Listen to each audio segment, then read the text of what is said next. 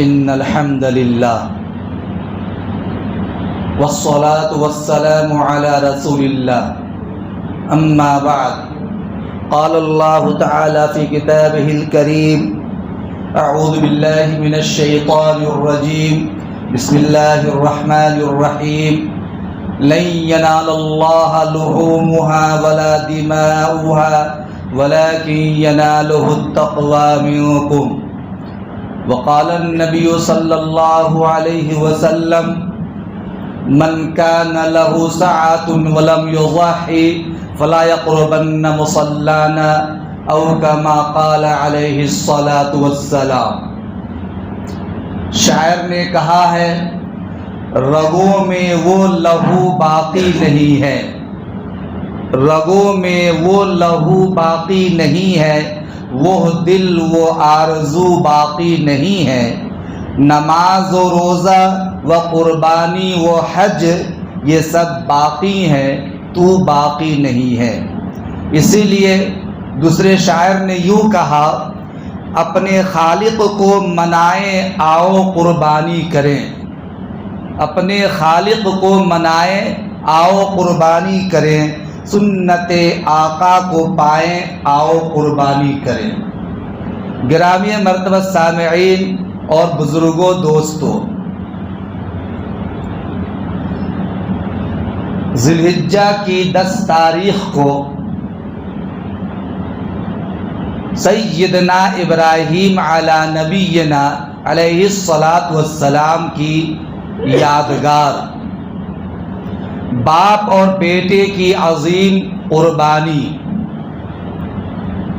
ہم اور آپ جانور ذبح کر کے مناتے ہیں۔ یہ جو قربانی ہے جو اس سال 28 مئی بروز جمعرات بقرعید کا دن ہے، وہی عید الاضحیٰ ہے، اسی دن قربانی ہونا ہے۔ یہ ابراہیم علیہ الصلاۃ والسلام کی بے مثال اور فقید المثال یادگار ہے۔ اللہ رب العزت نے قرآن کریم کے 23ویں پارے میں سورہ صافات کے 3 رکوع میں آیت نمبر 99 سے لے کر 110 تک سیدنا ابراہیم علیہ السلام اور اسماعیل علیہ السلام کی جو قربانی کا واقعہ ہے پورا نقشہ اس میں ذکر کیا گیا ہے۔ آخر آیت میں اللہ رب العزت نے ارشاد فرمایا وَفَدَيْنَاهُ بِذِبْحٍ عَظِيمٍ وَتَرَكْنَا عَلَيْهِ فِي الْآخِرِينَ، ہم نے قیامت تک آنے والے لوگوں کے لیے اس سنت کو جاری کر دیا ہے۔ چنانچہ قرآن کریم کے 30ویں پارے میں سورہ کوثر میں اللہ رب العزت نے ارشاد فرمایا اِنَّا أَعْطَيْنَاكَ الْكَوْثَرَ فَصَلِّ لِرَبِّكَ وَانْحَرْ إِنَّ شَأْنِيَكَ هُوَ الْأَبْتَرُ۔ اس صورت میں فَصَلِّ لِرَبِّكَ وَانْحَرْ کہ آپ اپنے پروردگار کے نام سے نماز پڑھیے اور اسی کے نام سے قربانی پیش کیجیے۔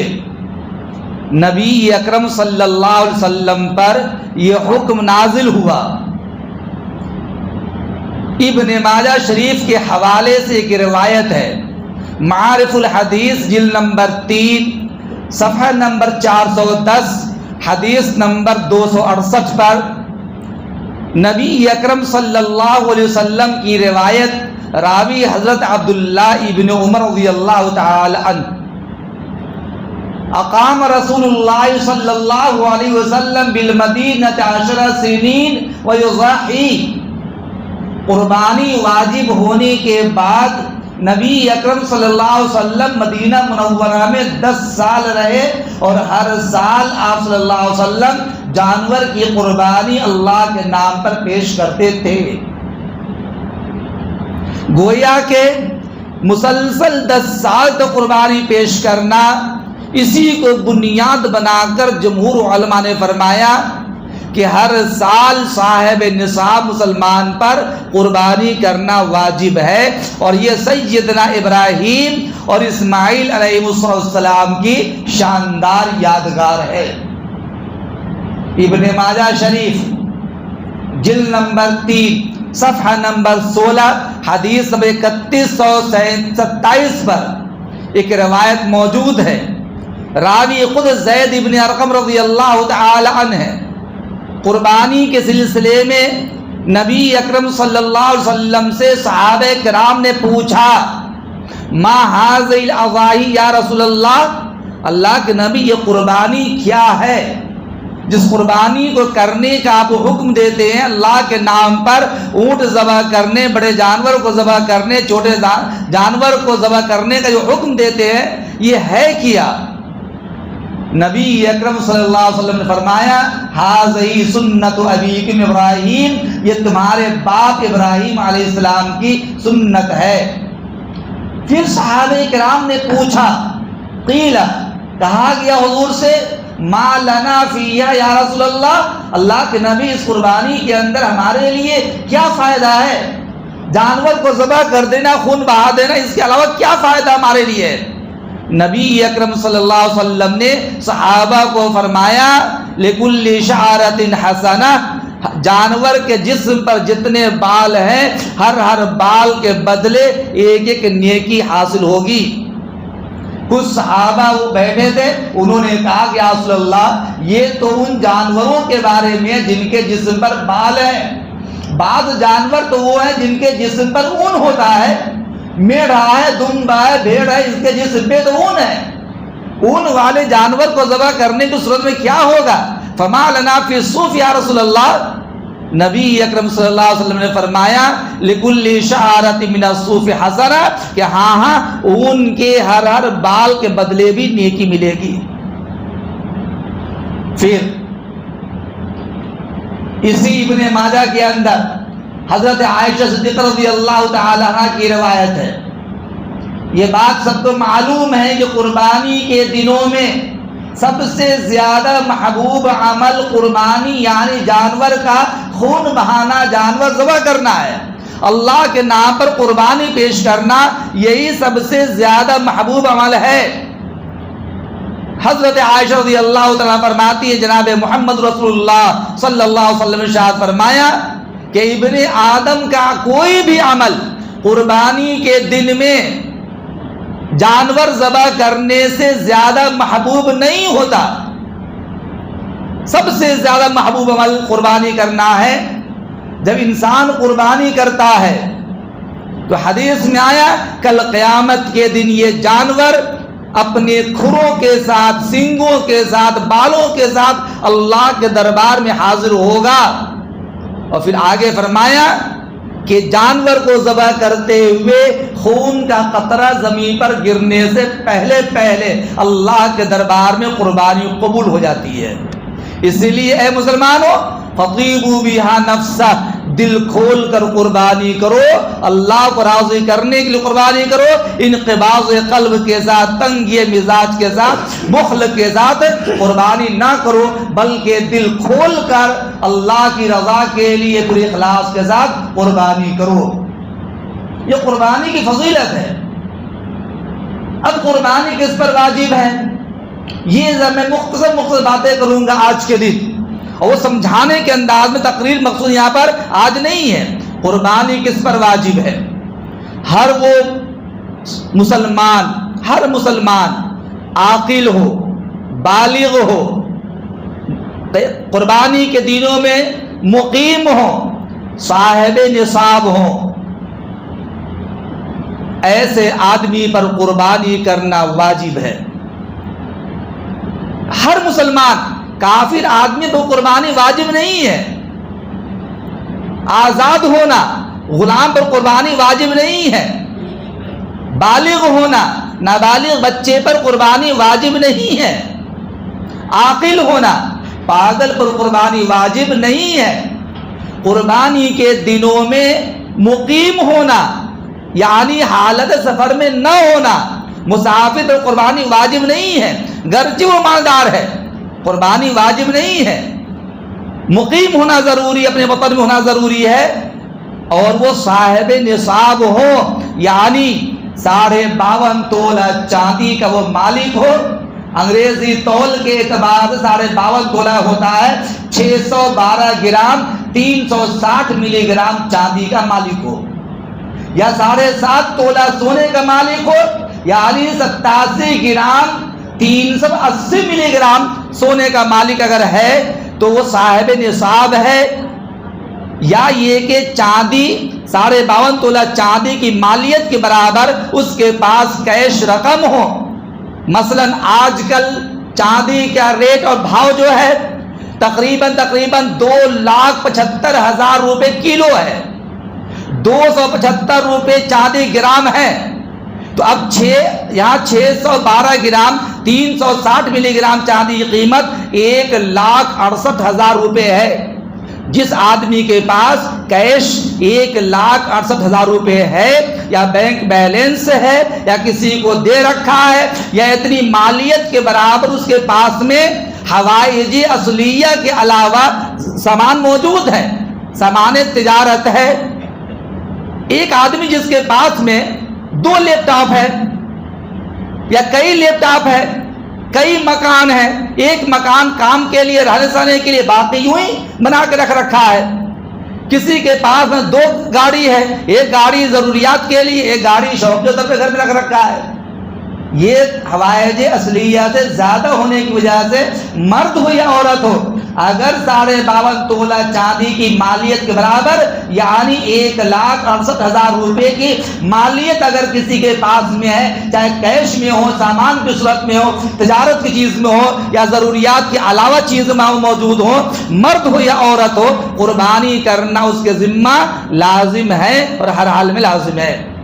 نبی اکرم صلی اللہ علیہ وسلم نے فرمایا من کان لہ سعۃ ولم یضحی فلا یقربن مصلانا، قربانی واجب ہونے کے باوجود، صاحب نصاب ہونے کے باوجود، صاحب وسعت ہونے کے باوجود اگر کوئی قربانی نہیں کرتا ہے تو اسے ہماری عیدگاہ میں آنے کا کوئی حق نہیں ہے۔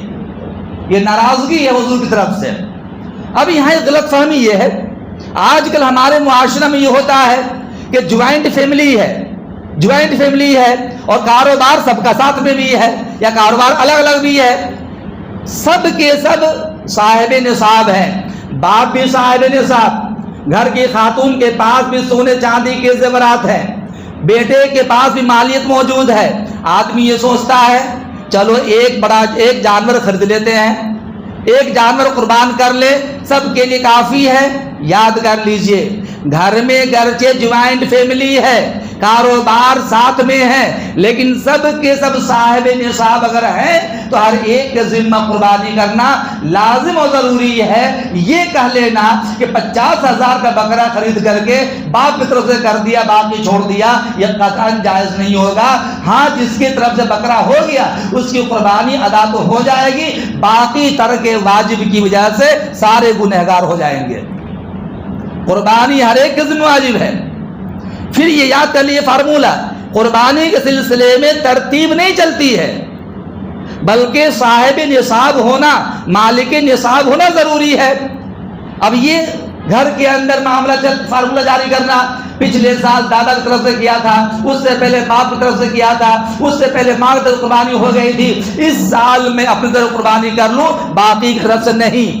کہا کہ یہ بھی غلط فہمی ہے، قربانی میں ترتیب نہیں چلتی ہے، ہر سال انسان پر صاحب نصاب ہونے کی وجہ سے قربانی کرنا واجب ہے۔ جیسے ہر سال صاحب نصاب ہونے کی وجہ سے صدقہ فطر لازم آتا ہے، ویسے ہی قربانی کرنا بھی لازم ہے، نہ کرنے کی گنہگار ہو جائیں گے۔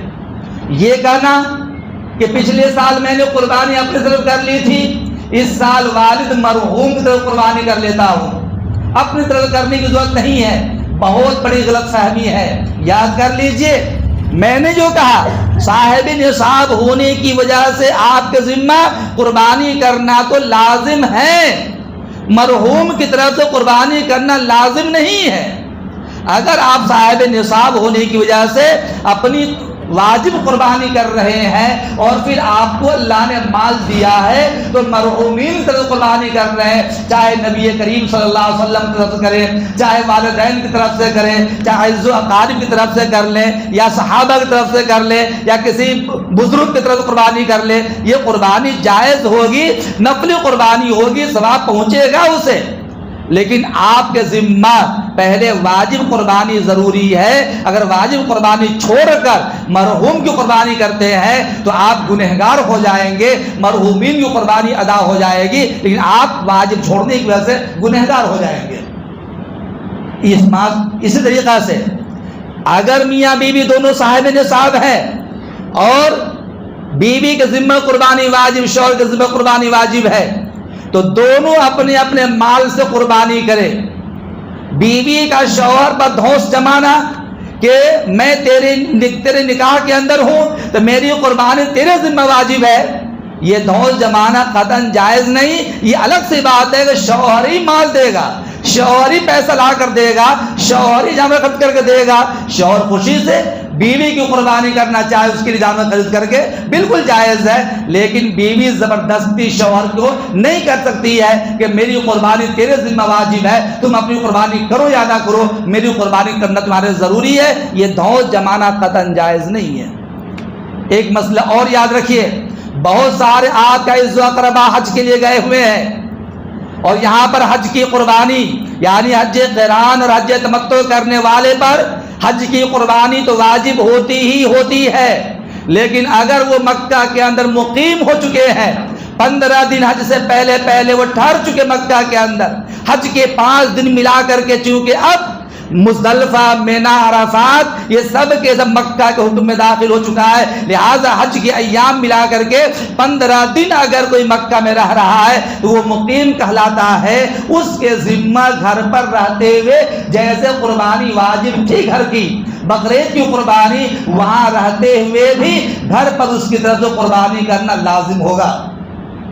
اور اگر وہ مقیم نہیں ہے، حج کے دنوں میں 15 دن وہاں نہیں ٹھہر رہا ہے، نماز قصر پڑھ رہا ہے وہ، تو ایسی صورت میں اس کے ذمہ بقرعید کی قربانی واجب نہیں ہوگی۔ یہ اپنے اپنے حاجیوں سے معلوم کر کے ان کی قربانی کرنے کا فیصلہ ضرور کیجیے گا۔ پھر جب قربانی آپ کر رہے ہیں، نبی اکرم صلی اللہ علیہ وسلم کی ایک ضعیف روایت ہے، حضور نے فرمایا سمنوا ضحایاکم، قربانی کا جانور موٹا تازہ فرما اختیار کرو، خریدو، فَإِنَّا عَلَى الصِّرَاطِ مُطَايَعَكُمْ، اس لیے کہ جانور کل قیامت کے دن پل صراط پر سواری کا کام دے گا۔ یہ ضعیف روایت ہے، فضیلت کے پیش کر رہا ہوں کہ قربانی کے لیے اچھے فربا تنومند نفیس جانور کو خرید کر جانور پیش کر اللہ کے نام قربان کرنے کی کوشش کیجئے، یہ شریعت کا حکم ہے۔ لہذا عیب دار جانور، کم قیمت کا جانور، عمر میں کم کے جانور قطعاً جائز نہیں ہے۔ شریعت نے 3 قسم کے حلال جانوروں کی قربانی کو جائز قرار دیا ہے۔ عربی میں کہتے البقرہ، گائے بیل وغیرہ، اسی کے ضمن کے اندر اب پابندی کے بعد بھینس بھی داخل ہے، کٹرا داخل ہے، پاڑے کی قربانی ہے۔ گویا کہ بڑا اگر بولے جائے بڑے جانور تو بھینس پاڑے کی قربانی پورے 2 سال کا ہونا ضروری ہے، ایک دن بھی اگر 2 سال میں کم ہے تو قربانی جائز نہیں ہوگی۔ قربانی کے لیے پورے 2 سال کا بڑے جانور کا ہونا ضروری، عمر اصل معیار ہے۔ ایسے ہی چھوٹے جانور اگر ہے، بکرا الغنم، بکرا بکری، اسی کے ضمن میں دمبا، بھیڑ، میڑھا آتا ہے۔ بکرا بکری کا پورے 1 سال کا ہونا ضروری ہے، ایک دن بھی اگر کم ہے تو اس کی قربانی بالکل جائز نہیں ہوگی، چاہے دیکھنے میں گھوڑے جیسا کیوں نہ لگتا ہو۔ گھوڑے جیسا، کئی لوگوں نے پوچھا میرا جانور 11 مہینے کا ہے لیکن بہت موٹا تازہ ہے، گھوڑے جیسا لگتا ہے۔ ہم نے کہا گھوڑے کیا ہاتھی بھی لگتا ہو قربانی جائز نہیں ہوگی، اس لیے کہ قربانی کے لیے شریعت نے بکرے کے اندر بکرا بکری میں 1 سال کا معیار قرار دیا ہے۔ ہاں جس وقت عمر مشتبہ ہو جائے، جانور بازار میں بیچنے والا کوئی لا رہا ہے تو وہ جانور بیچنے والا کہتا ہے 1 سال کا ہے اور آپ کو یقین نہیں آ رہا ہے، تو اس موقع پر دانت کا اعتبار کیا جاتا ہے کہ اس جانور نے دانت گرائے یا نہیں گرائے. اگر دانت گرا دیا ہے تو اس صورت میں کہا جاتا ہے اس کی قربانی جائز ہوگی، کیونکہ عام طور پر سال مکمل ہونے پر ہی جانور کے دانت گرتے ہیں. یہ دانت معیار نہیں ہے، البتہ عمر کو پہچاننے کے لیے شریعت نے مشتبہ معاملہ ہونے کے بعد اس کو معیار قرار دیا ہے، ورنہ حقیقت میں جانور میں پورے 1 سال کا بکرا ہونا ضروری ہے. البتہ میڈھا ہے، بھیڑ ہے، وہ اگر 6 مہینے زیادہ کا ہے اور دیکھنے میں اتنا بڑا معلوم ہوتا کہ سال بھر کا معلوم ہو رہا ہے تو پھر اس کی قربانی جائز ہے، لیکن بکرا بکری پورے 1 سال کا ہونا لازم اور ضروری ہے، اس کو شریعت نے لازم قرار دیا ہے. اب قربانی کے جانور کا ہر قسم کے عیب سے پاک ہونا ضروری ہے. بہت سے لوگ مسئلہ پوچھتے ہیں، سینگ سے میں چلتا ہوں، اگر کسی جانور کے سینگ ٹوٹے ہوئے ہوں، یاد کر لیجئے قربانی کے جانوروں میں مقصود غیر مقصود کو دیکھا جاتا ہے، جانوروں میں سینگ مقصود نہیں ہے. اگر کسی جانور کے سینگ ٹوٹے ہوئے ہوں، کھول نکل جائے، دیوار میں رگڑ کی وجہ سے، جانوروں کے لڑنے کی وجہ سے سینگ ٹوٹ جائے، کوپل نکل جائے، یہاں تک کہ جڑ سے بھی ٹوٹ جائے، تو قربانی بالکل جائز ہے.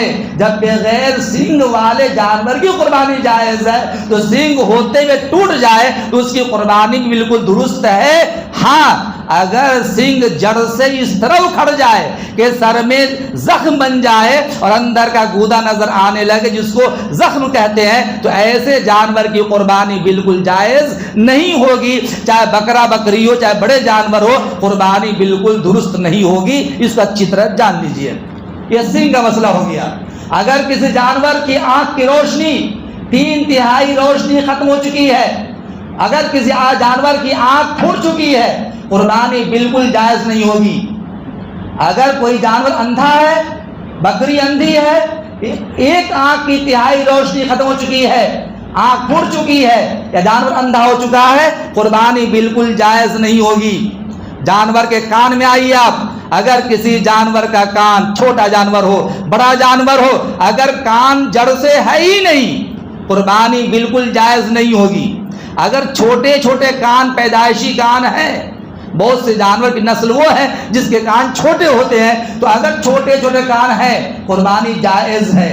لیکن اگر کسی جانور کے کان 1/3 حصہ یا اس سے زائد کٹا ہوا ہے تو قربانی پھر جائز نہیں ہوگی، اور معمولی طور پر کٹا ہوا ہے، چیرا ہوا ہے تو اسی قربانی جائز ہوگی، اس میں کوئی حرج نہیں ہے.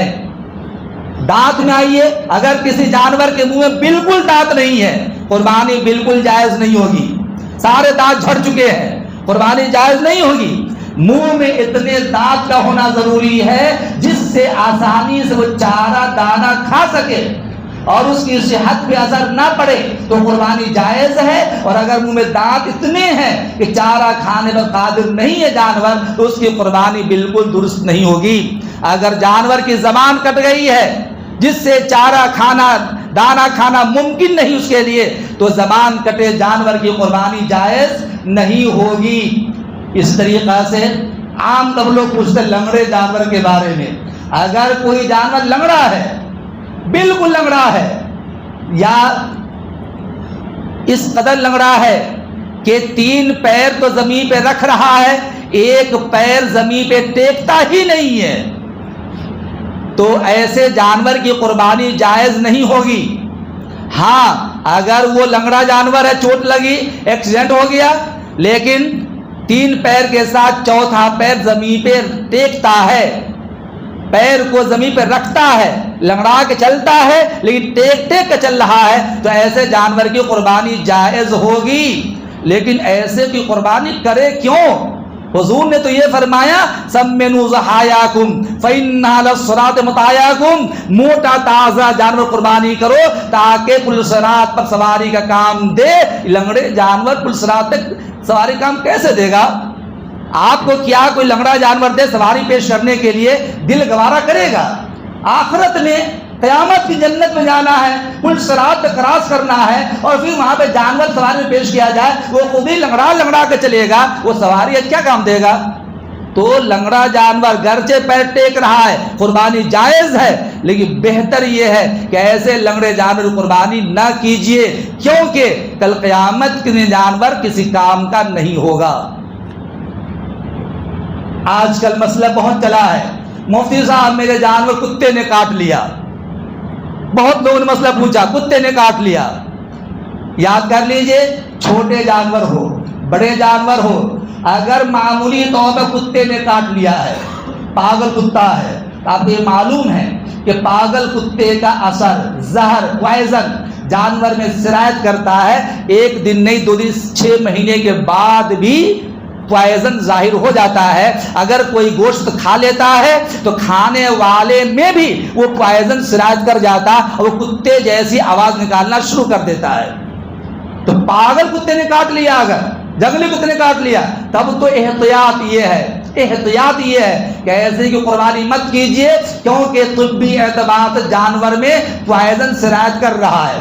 لیکن محلے میں گھومنے والے کتے نے جانور کو کاٹ لیا ہے، تو اگر معمولی طور پر کاٹا ہے جو بظاہر زخم معلوم نہیں ہوتا، چمڑی چھل گئی، جسم کا بال چھل گیا ہے، کان کا تھوڑا حصہ کاٹ لیا ہے، پیر میں کاٹ لیا ہے، جس سے جانور لنگڑانے لگا ہے لیکن پیر میں بھی ٹیک رہا ہے، تو معمولی طور پر کاٹنے کی صورت میں کتے کاٹے ہوئے جانور کی قربانی فتوے کے روح سے جائز ہے۔ فتویٰ یہ ہے کہ جائز ہے، تقویٰ دل کا کہتا ہے کہ عیبدار جانور کو، کتے کاٹے جانور کو اللہ کے نام پر قربان مت کرو، بے عیب جانور کو پیش کرو، اللہ پاک ہے اور ہر عیب سے پاک جانور کی قربانی اللہ قبول کرتا ہے۔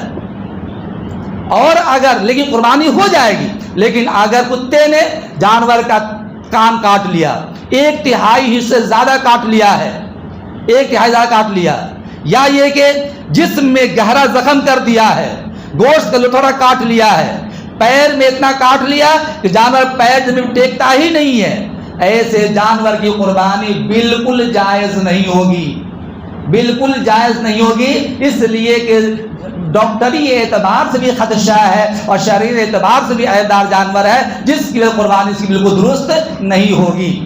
اور چونکہ 28 مئی بروز جمعرات عید الاضحیٰ کا دن قربانی کا دن ہے، افضل طریقہ یہ ہے ہر آدمی اگر اچھی طرح قربانی کرنا جانتا ہے، مسنون اور مستحب طریقہ یہ ہے کہ اپنے ہاتھ سے قربانی کا جانور ذبح کرے، اپنے ہاتھ سے ذبح کرے، کیونکہ اپنے ہاتھ سے ذبح کرنا اچھے تجربہ کی صورت میں اللہ کے نزدیک قیامت کے دن وہ آدمی بہت زیادہ محبوب اور مقبول ہوتا ہے جو اپنے ہاتھ سے اپنے قربانی کے جانور کو ذبح کرتا ہے۔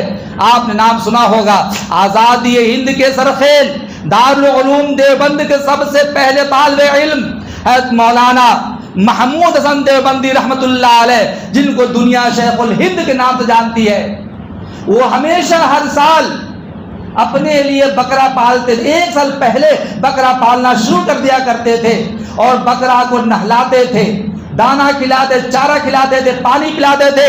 جان اتنا مانوس ہو جاتا تھا کہ جب دارالعلوم دیوبند کے دارالحدیث میں بخاری شریف پڑھانے کے لیے جاتے تھے تو بکرا ساتھ دوست کی طرح دارالعلوم دیوبند کی 4 دیواری میں جاتا اور دارالحدیث کے باہر بیٹھ جاتا۔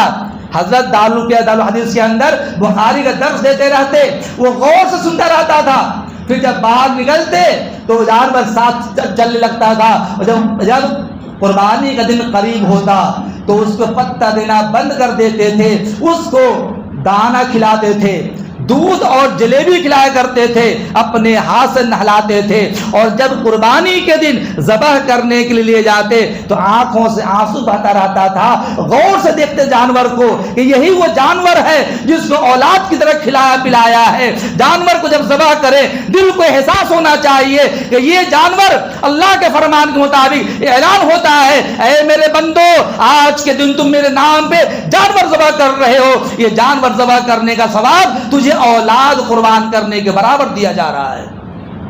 یہ جانور ذبح کرنا نہیں ہے. ابراہیم علیہ السلام نے اپنی اولاد کو قربان کیا تھا, بدلے میں جنت سے میٹھا لایا گیا, ذبح کیا گیا تھا. اے مسلمانوں, آج کے دن تم جانور قربان کر رہے ہو, یہ جانور قربان کرنا نہیں بلکہ اولاد قربان کرنے کے برابر ہے. اور اولاد کو قربان کرتے ہوئے انسان کے دل میں درد ہوتا ہے, کڑھن ہوتا ہے, تکلیف ہوتی ہے, احساس ہوتا ہے کہ آج سب سے قیمتی مال کو جس کو میں نے پالا پوسا اور نظروں کے سامنے رکھا, آج اللہ کے نام پہ اسے ذبح کر رہا ہوں. احساس ہونا چاہیے. حضرت ذبح کرتے تھے, آنکھوں سے آنسو رواں دوا ہوتا تھا اور خون کے گرتے ہوئے قطرے کو دیکھتے تھے, اور جیسے زمین پہ خون قطرہ گرتا فوراً مسکرا دیتے تھے اور یہ کہتے تھے قربانی کے جانور کا خون کا پہلا قطرہ زمین پہ گرنے سے پہلے قربانی اللہ کے دربار میں قبول ہو جاتی ہے.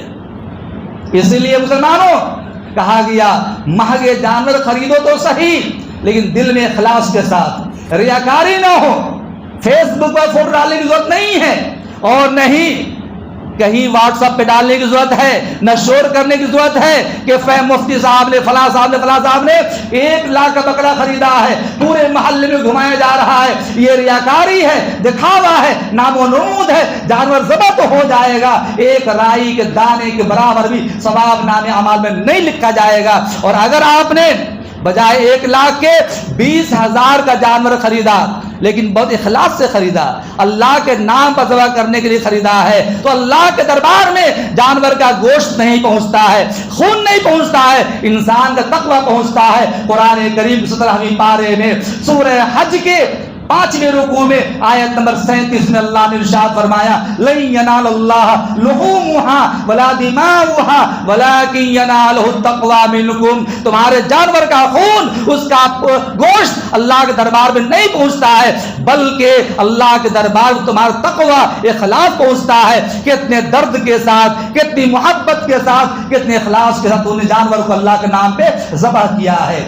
اور اگر اپنے ہاتھ سے جانور ذبح نہیں کر سکتے ہیں تو جس جگہ آپ کا جانور ذبح ہو رہا ہو اس جگہ کھڑے ہو کر جانور کو ذبح ہوتا ہوا اپنی نظروں سے دیکھو. جناب محمد رسول اللہ صلی اللہ علیہ وسلم نے اپنی لاڈلی چہیتی بیٹی جنتی عورتوں کی سردار فاطمہ رضی اللہ تعالیٰ نے فرمایا قومی, اے فاطمہ اٹھ, وشہدی, جا اپنے قربانی کے جانور کے نزدیک. قربانی کے جانور کو ذبح ہوتا ہوا اپنی آنکھوں سے دیکھ, اس لیے کہ اس کے خون کا پہلا قطرہ زمین پہ گرنے سے پہلے اللہ کے دربار میں تیری قربانی قبول ہو جائے گی. میرے عزیز دوستو, یہ قربانی پورے اخلاص کا کرنے کی کوشش کیجئے. بہت سے مسائل ہیں, میں نے قربانی سے متعلق, حج سے متعلق سارے چھوٹے بڑے مسائل کو میں نے اپنے چینل مفتی عالم دانش پہ ڈال رکھا ہے. اناپ شناپ لوگوں مسئلہ مت معلوم کیجئے ورنہ گمراہ ہو جائیں گے. صحیح تحقیقی مسائل کے لیے معتبر علماء کرام سے مسئلہ پوچھئے اور لوگوں سے پوچھ کر کے عمل کرنے کی کوشش کیجئے. اناپ شناپ یوٹیوب پر گھومنے والے, گردش کرنے والے ویڈیوز کو دیکھ کر کے گمراہی میں پڑنے کی ضرورت نہیں ہے. آج کل قربانی کرنا, قربانی کے دنوں میں, ہمیشہ قربانی کے دنوں میں قربانی کرنا ہی سب سے بہتر عمل ہے. کوئی کہہ دے فلاں غریب ہے, فلاں مسکین ہے, فلسطین میں ضرورت ہے, فلاں جگہ ضرورت ہے, صدقہ کر دیا جائے. یاد کر لیجئے پاگل پن ہے, اس لیے کہ قربانی کے دنوں میں اللہ تعالیٰ نے قربانی جیسے عمل کوئی مشروع قرار دیا ہے. صدقہ کرنے کے لیے پورے سال موجود ہے, خیرات کرنے کے لیے, مدد کرنے کے لیے پورے سال موجود ہے. یہ گمراہ کرنے کے لیے, قربانی سے ہٹانے کے لیے امت مسلمہ کے درمیان یہ کہا جاتا ہے جانور ذبح کرنے کیا فائدہ, خون بہانے کیا فائدہ, یہ مال ضائع کرنا ہے, یہ جیو ہتھیا ہے. یاد کر لیجئے پروردگار عالم نے جس کام کو کرنے کا ہمیں حکم دیا ہے اسی کے کرنے میں ہمارے لیے کامیابی ہے. اللہ ہمیں اور آپ کو عمل کی توفیق عطا فرمائے. وآخر دعوانا الحمدللہ رب العالمین. عید کی نماز سے پہلے یہ ہو جاتی ہے قربانی؟ دیکھیے, جن جگہوں پہ عید کی نماز, جمعہ کی نماز ہوتی ہے, ان جگہوں پہ عید سے پہلے قربانی کرنا بالکل جائز نہیں ہے. اگر چاہتے ہیں قربانی تو آپ دیہات میں جہاں قربانی نہیں ہوتی ہے جب نہیں وہاں جانور بھیج دیجئے، وہاں قربانی کرا کر پہلے منگا لیجئے، کیونکہ وہاں فجر کی نماز کے بعد سے ہی قربانی درست ہو جاتی ہے، لیکن جہاں جہاں عید کی نماز پڑھی جاتی یا جمعہ پڑھا جاتا ہے وہاں پر عید سے پہلے قربانی کرنا بالکل جائز نہیں ہے۔